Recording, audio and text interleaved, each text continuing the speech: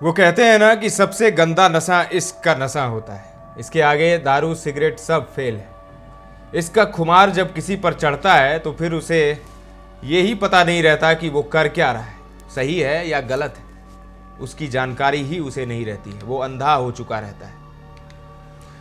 उसे तो बस इस बात की जिद रहती है कि किसी भी हाल में अपने इश्क को एक बेहतर मुकाम दे पाए, लेकिन अक्सर इसी दौरान इश्क के परिंदे ऐसा कदम उठा लेते हैं जो काफ़ी जानलेवा होते हैं। अब एक ऐसा ही मामला फिर सामने आया है जहां एक शादीशुदा महिला खुद के पति को नशीली चाय पिलाकर अपने पड़ोसी बॉय के पास मिलने चली गई, जहां महिला ने पड़ोसी के साथ रंगरेलियां मनाते हुए बड़ा कांड कर दिया। दरअसल एक शादीशुदा महिला ने शारीरिक संबंध बनाते समय अपने प्रेमी पड़ोसी युवक की गला दबाकर हत्या कर दी। इतना ही नहीं, इससे पहले इस महिला ने अपने पति को जानबूझकर नशीला चाय बनाकर पिलाया ताकि पति को ये पता न चल सके कि पत्नी गई कहाँ है, कहाँ जा रही है। उसके बाद बॉयफ्रेंड के पास वो पहुंचती है और इस घटना को अंजाम देती है। महिला का कहना है कि उसका पड़ोसी आशिक कथित तौर पर ब्लैकमेलिंग कर रहा था, इसी से परेशान होकर उसने यह कदम उठाया है।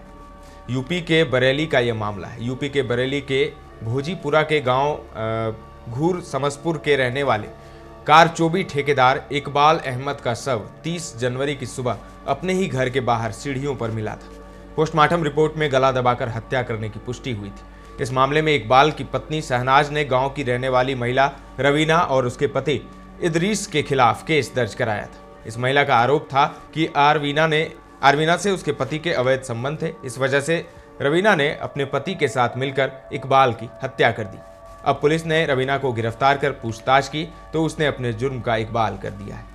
एसपी उत्तरी मुकेश चंद्र मिश्र ने बताया कि इकबाल अहमद रवीना से जरी का काम कराता था। इसी दौरान दोनों में प्रेम संबंध हो गया। ऐसे में 29 जनवरी को इकबाल अपनी शहनाज के साथ ससुर की बरसी के लिए ससुराल आया और उसे वहां छोड़कर वापस आ गया। रात में इकबाल रवीना ने कॉल करके मिलने की इच्छा जाहिर की और उसे नींद की 2 गोलियां देकर पति को देने को कह दिया। पति को नशीली चाय पिलाने के बाद रात 11:40 पे उसे इकबाल का फोन आया। उसके बाद इकबाल ने उसे अपने घर आने को कहा। जब वह पहुंची तो इकबाल खिड़की से निकलकर बाहर चबूतरे पर खड़ा मिला। संबंध बनाने के दौरान ही रवीना ने इकबाल को गिराकर उसके दोनों हाथ पैरों से दबा दी।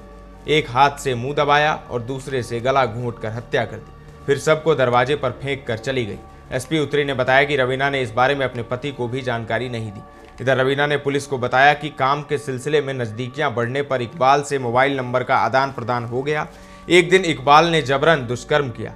उसने पति से शिकायत करने की बात कही तो इकबाल बातचीत की कॉल रिकॉर्डिंग के जरिए बदनाम करने की धमकी देने लगा।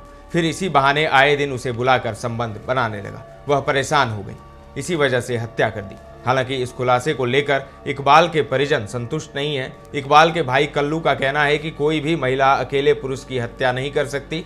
पुलिस रवीना के पति और इस वारदात में शामिल अन्य लोगों को बचा रही है। उन्होंने यह भी कहा कि रवीना इतनी ताकतवर नहीं है जो इकबाल को अकेले मार दे। तो सनसनीखेज मामला यूपी से आया है, जहां पर पहले पति को नशीला चाय दिया, फिर पति बेहोश हो गए, फिर वो अपने बॉयफ्रेंड से मिलने गई, वहां पर उसके साथ संबंध बनाते हुए उसने उसकी हत्या कर दी। फिलहाल के लिए इतना ही। तमाम अपडेट्स आपको देते रहेंगे। बने रहें दर्श न्यूज़ के साथ।